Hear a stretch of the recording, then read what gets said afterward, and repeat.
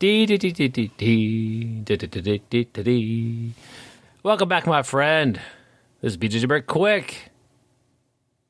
My name is Byron. We're talking about jiu-jitsu today. Every day, I guess. We're more specifically talking about coaching tips.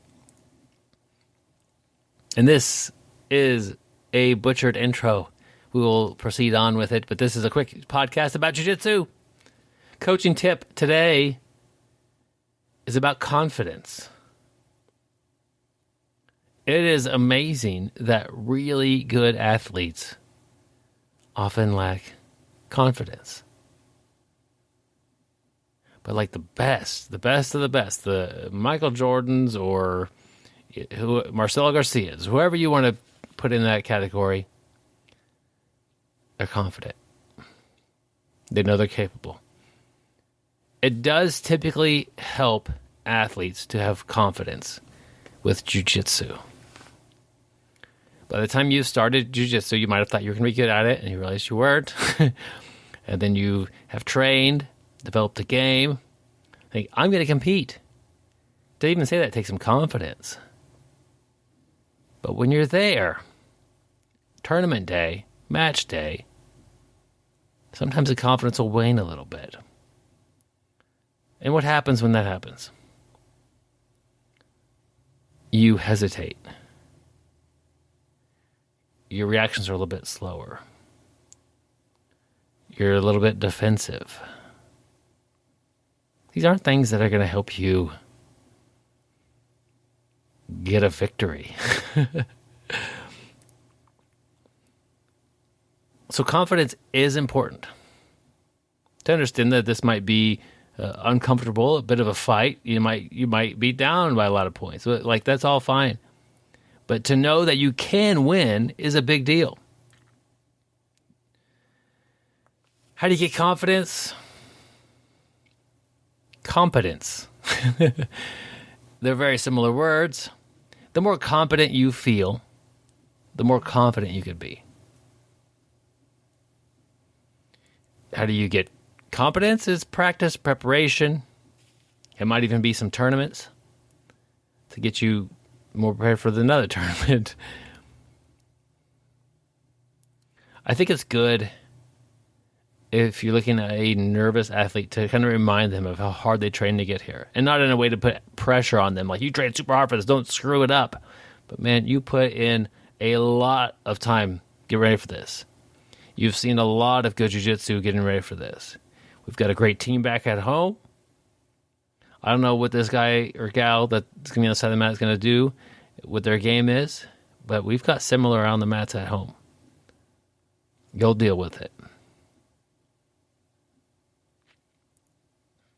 As long as you fight hard, fight technical and smart, you'll do well.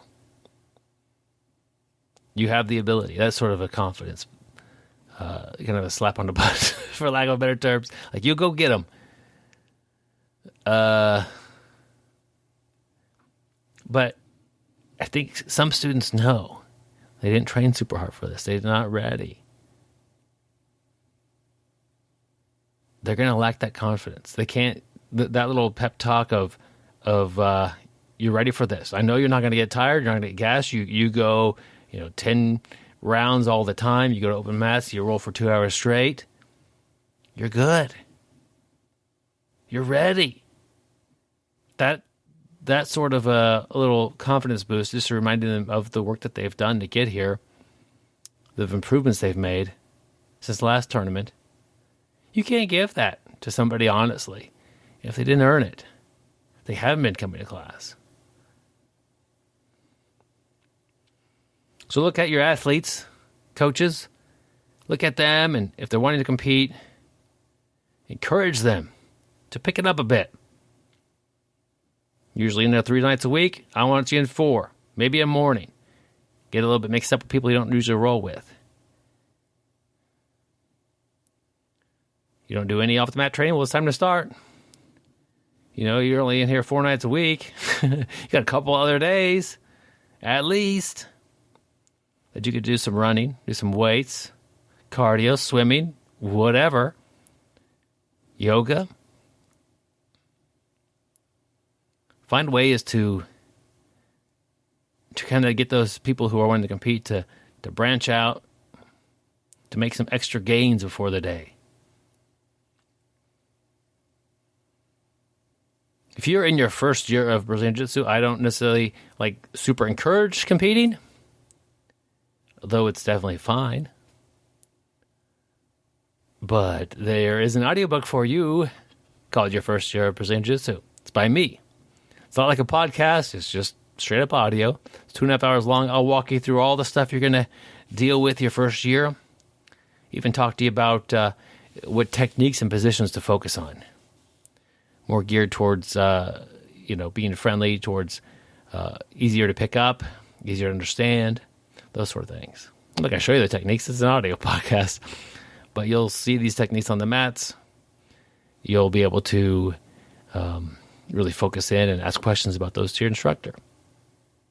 It's just $11.99. All the money goes and helps support the podcast and the website. There's hosting fees and that sort of jazz. All the kind of jazz I like to pay. Not on my record player. Hope you have a great day, my friend. Stay sweaty.